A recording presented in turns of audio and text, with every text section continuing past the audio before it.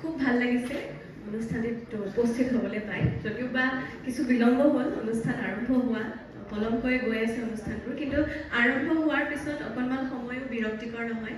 প্ৰতিটো অনুষ্ঠানেই কিবা কিবি শিকাই গৈছে, কিন্তু মই ভাল পালোহেঁতেন আৰু বেছি যদি বুজি পোৱাকৈ অনুষ্ঠানবোৰ আমি চাব পাৰিলোহেঁতেন। অহাবাৰৰ পৰা যদি আমি তেনেকৈ কৰিব পাৰোঁ যে সেই গীতটিৰ বা সেই নৃত্যটিৰ কি অৰ্থ আছে, কাৰণ প্ৰতিটো জনজাতীয় নৃত্য বা গীতৰে বহুত বেছি অৰ্থ থাকে।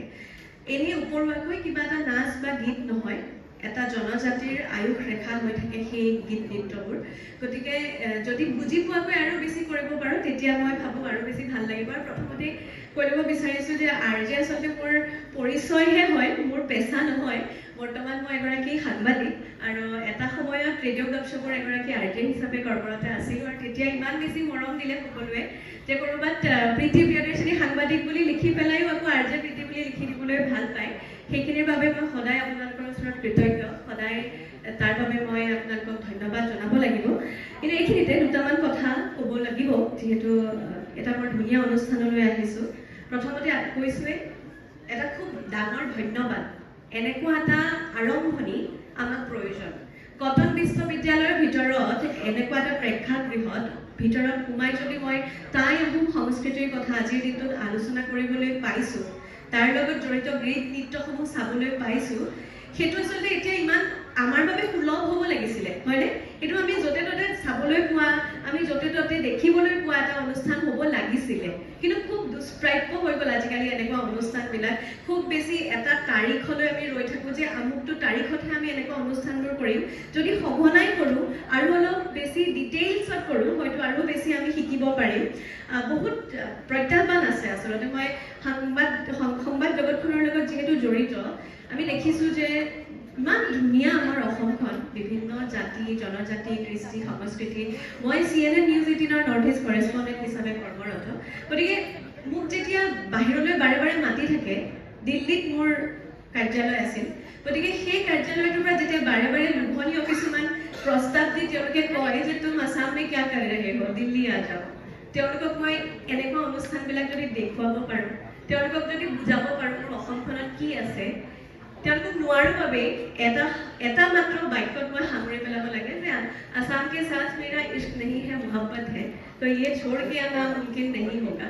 প্ৰতিবাৰে যেতিয়াই জন্ম লওঁ এইখন অসমতে জন্ম ল'ব বিচাৰোঁ, য'ত ইমান ধুনীয়া কৃষ্টি সংস্কৃতি, প্ৰতিটো জাতি জনজাতিৰ ইমান অৰ্থবহ কিছু কৃষ্টি সংস্কৃতি, যে এইবিলাক এৰাই মই বাহিৰলৈ এই সময়ত হয়তো 18-19 বছৰ বয়সত বা 20-25 বছৰ বয়সলৈকে এটা বয়সলৈকে মই তাত এডজাষ্ট কৰিব পাৰিলোহেঁতেন। এতিয়া কিন্তু ওলাই গৈ আকৌ কেতিয়া ঘূৰি আহিম লাগে। উশাহটো তেতিয়াহে পোৱা যেন লাগে যেতিয়া ফ্লাইটখন আমাৰ অসমৰ বিমানবন্দৰত লেণ্ড কৰিবলৈ লয়, গুৱাহাটীত লেণ্ড কৰিবলৈ লয়, তেতিয়াহে মনটো ভৰি পৰে যে ঘূৰি আহিলোঁ। কিন্তু তাৰ মাজতে দুখ লাগে। অনুষ্ঠানটো দেখিও মোৰ ক'ৰবাত ভাল যিমান লাগিছে সিমান দুখ লাগিছে। মই নাজানো, মই যদিওবা শইকীয়া হওঁ, কিন্তু মই নাজানো যে ইয়াতনো কি লিখা আছে, ইয়াৰনো অৰ্থ কি। মই অকল দুটাই শব্দ ককাৰ ঘৰত থাকোঁতে এখন সভাত শিকিছিলোঁ। প্ৰথমটো হৈছে ক্ৰোকতাল, দ্বিতীয়টো হৈছে ৰং বয় বয়। এই দুটা শব্দই মোক বহুতখিনি বাৰু বিভিন্ন স্থানত সহায় কৰিছে, কিন্তু লাজো লাগে যে নিজকে এগৰাকী আহোম বুলি চিনাকি দিবলৈ মোৰ ওচৰত একো সমল নাই। কিন্তু তাৰ লগতে কিমান বাৰনো আমি কাৰোবাক আনক অপবাদ দিম যে আমাৰ শিকিবলৈ স্থান নাই, আমাৰ শিকিবলৈ সমাজ নাই, আমাৰ শিকিবলৈ আলোচনা নাই। আলোচনা কৰিব লাগিব। জ্যোতিমালাই যেনেধৰণে ইমান ধুনীয়াকৈ ৰিচাৰ্চ কৰি এই আমাৰ লগত জড়িত টাই আহোমৰ লগত জড়িত গীতসমূহক ধুনীয়াকৈ প্ৰদৰ্শন কৰিছে, আমাৰ মাজলৈ উলিয়াই দিছে, আমাৰ নতুন প্ৰজন্মৰ যিসকল ল'ৰা ছোৱালী তেওঁলোকক আকৃষ্ট কৰিব পৰাকৈ আকৰ্ষণীয় হ'ব লাগিব আজিৰ যুগৰ এনেবোৰ আলোচনা। এনেকুৱাকৈ আকৰ্ষণীয় হ'ব লাগিব। বিভিন্ন জাতি জনজাতিৰ মাজেৰে আহোম জনজাতি, আমাৰ টাই আহোম জাতিটোৰ কি কি কৃষ্টি সংস্কৃতি আছে সেইখিনি আমি বুজাই দিব লাগিব, বুজিব লাগিব। ইয়ালৈ আহি কিছু নতুন নতুন কথা শিকিছোঁ। বাইদেউ কৈছোঁ যে মোক এইবাৰ মই প্ৰপাৰ টাই আহোমৰ ড্ৰেছ এযোৰ পিন্ধি পেলাই আহিব বিচাৰিছোঁ। আগতে নিবিচাৰিছিলোঁ, কাৰণ আমি খুব বেছি মডাৰ্ণ এটা এৰাত সোমাই গুচি গ'লোঁ। আমি নিজকে ইমান বেছি আধুনিকৰণ কৰি দিলোঁ, যিটো আন জনজাতিসমূহে কিন্তু নাই কৰা। তেওঁলোকে যিমান তেওঁলোক আধুনিকৰণ হ'লেও নিজৰ শিপাক খামুচ মাৰি এনেকে ধৰি আছে আৰু আমি লাহে লাহে মুঠিটো এনেকে এৰি এৰি বৰ্তমান হাতবোৰ কঁপিবলৈ ধৰিছে হাতবোৰ কঁপে যেতিয়া আকৌ মুঠিটো মাৰিব নজনা নিচিনা লাগে কাৰণ আমি মুঠিটো খুলি পেলালো কাহানি বাই আমি নাজানো এতিয়া মুঠিটো কেনেকৈ মাৰিছিলো আন জনজাতিৰ কথা যেতিয়া ক'বলৈ গৈছো কিছুদিন পূৰ্বে আচলতে এটা সংবাদৰ লগত জড়িত কিছু কথাৰ বাবে মই খেৰণীলৈ গৈছিলো খেৰণী কাৰ্বি আংলং ডিচেম্বৰ মাহত তাত এটা ডাঙৰ বিদ্ৰোহ হৈছিলে কাৰ্বি চিনি গোবেক ধনী অসমৰ ভূমিতে এখন 6 শিডিউল প্ৰটেক্টেড এৰিয়াত আমাৰ এজন খিলঞ্জীয়া ভূমিপুত্ৰ তেনেকৈ যদি ক'ব পাৰিছে সেই বাক্যটো মোৰ বুকুটো সমানেই বিন্ধিছে গতিকে আমি ভয় খাব লাগিব যে আমাৰ কৃষ্টি সংস্কৃতিবোৰ হেৰাই গ'লে আমাৰ কি অস্তিত্ব আছে ধৰ্ম লাগিব আমাক কিন্তু জাতিটোৰ কৃষ্টি সংস্কৃতি এইবোৰ আমি নিজেই ৰক্ষা কৰিব লাগিব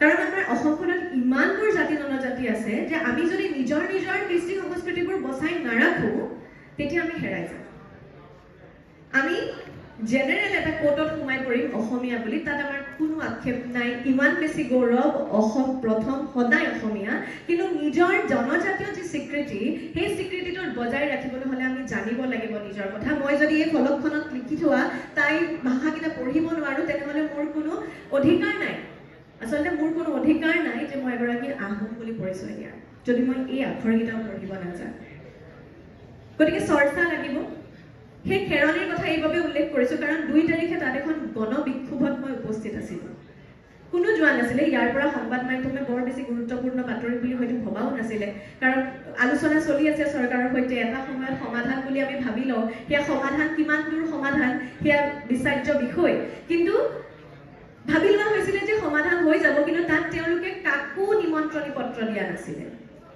সকলোৱে নিজেই ওলাই আহি গছে উঠি কাৰ্বি জনজাতিৰ সুৰক্ষাৰ বাবে 6 শিডিউল প্ৰটেক্টেড সেই অঞ্চলৰ বাবে তেওঁলোকে প্ৰতিবাদ কৰিবলৈ আহিছিলে নিজৰ প্ৰাপ্য অধিকাৰ বিচাৰি ল'বলৈ ওলাই আহিছিলে আজি আহিবলৈ ইয়াত এই প্ৰেক্ষাগৃহটোলৈ ঘূৰি চাওকচোন কেইখন চকী খালী আছে হিচাপ কৰক কেইখন চকী ভৰ্তি হৈ আছে হিচাপ কৰক বাদ দিয়ক অকল কেৱল আহোম জনজাতি কিয় বাকী সকল অসমীয়া কিয় ওলাই আহিব পৰা নাই আজি কিয় তেওঁলোকৰ বাবে এই কথা গুৰুত্বপূৰ্ণ নহয় যে আজি কেবিআৰ হলত এনেকুৱা এটা আলোচনা হৈ আছে কিয় অসমীয়া হিচাপে আমাৰ বাবে এইটো গুৰুত্বপূৰ্ণ নহয় ইয়াত অকল কেৱল মাত্ৰ মনোৰঞ্জন হ'লেহে কিয় কেবিআৰ হল ভৰি পৰে মই এগৰাকী প্ৰাক্তন কটনীয়া মোৰ লাজ লাগিছে এইখন খালী চকী দেখি ভাল লাগিছে এনেকুৱা অনুষ্ঠানত উপস্থিত হ'বলৈ পাই কিন্তু এইখন খালী চকী দেখি মোৰ লাজ লাগিছে ইমান কিছু গণ্যমান্য ব্যক্তি ইয়াত উপস্থিত আছে তেওঁলোকে কেৱল মাত্ৰ তাই আহোমৰ ল'ৰা ছোৱালীখিনিৰ কাৰণে এক কথা ক'বলৈ অহা নাই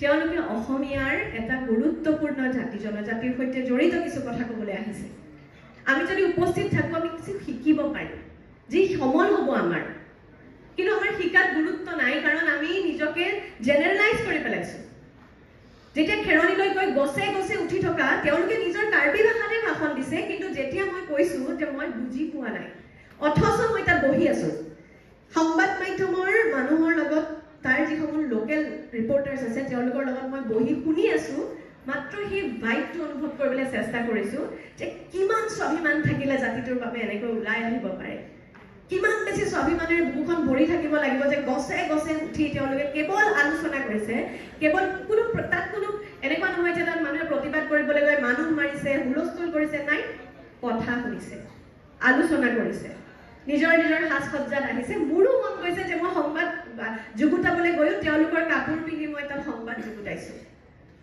অথচ মই নিজে এগৰাকী আহোম ছোৱালী মোৰ ওচৰত সেই সাজ পোছাকযোৰ নাই দুখ লগা কথা কিন্তু ভালো লাগিছে যে এনেকুৱা আৰম্ভণিবোৰ বৰ ধুনীয়া এইবিলাকে আশা এইবিলাকে প্ৰত্যাশা এইবিলাকক লৈ আমি চলি আছোঁ আৰু আচলতে এনেকুৱাবিলাক যদি হৈ থাকে যদিহে আমাৰ অসমত বিভিন্ন জাতি জনগোষ্ঠীক এতিয়া বহিৰাগতই আহি পেলাই ক'ৰবাত সতৰ্কবাণী দিব পৰা হৈছে তেনেহ'লে আমি নিজৰ কৃষ্টি সংস্কৃতিখিনি ধৰি ৰখাটো কিমান প্ৰয়োজনীয় সেইখিনি অনুধাৱন কৰাৰ সময় উকলি গৈছে আজি 2026 আজি 2026ৰ আজিৰ এই তাৰিখটোত উপনীত হোৱাৰ পিছতো আমি কিয় নাজানো কাৰণ আমাৰ চৰ্চা নাই এনেকুৱা আৰম্ভণিবিলাকৰ পৰাই চৰ্চাবোৰ হ'ব লাগিব, চৰ্চাবোৰ ভালকৈ হ'ব লাগিব। বহুত প্ৰত্যাহ্বান আছে, পলিটিকেল চেলেঞ্জেছ আছে, ভাষাৰ আমাৰ প্ৰত্যাহ্বান আছে, ৰাজনৈতিক প্ৰত্যাহ্বান আছে, সামাজিক প্ৰত্যাহ্বান আছে। সামাজিক প্ৰত্যাহ্বানটো এইবোৰেই, কাৰণ মানুহ গোটাব নোৱাৰিম।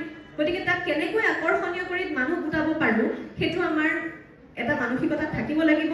তাৰ লগতে লিংগুইষ্টিক যিখিনি চেলেঞ্জেছ আছে, কাৰণ আমি যদি কেৱল টাই আহোম ভাষাত যদি কওঁ তেনেহ'লে হয়তো সকলোৱে বুজি নাপাব পাৰে।